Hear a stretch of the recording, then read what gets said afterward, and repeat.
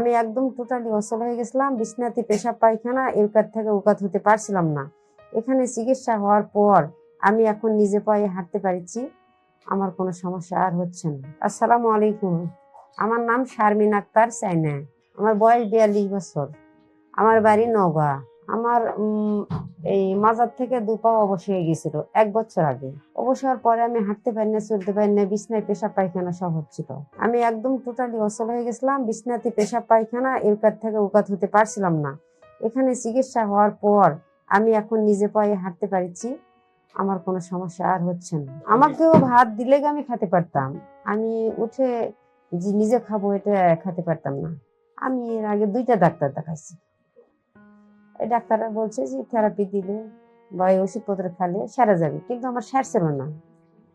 এই খোঁজটা পায়, এই ডিপিআরসি হসপিটালে খোঁজ পায় আমি এখানে আসি 8 তারিখে।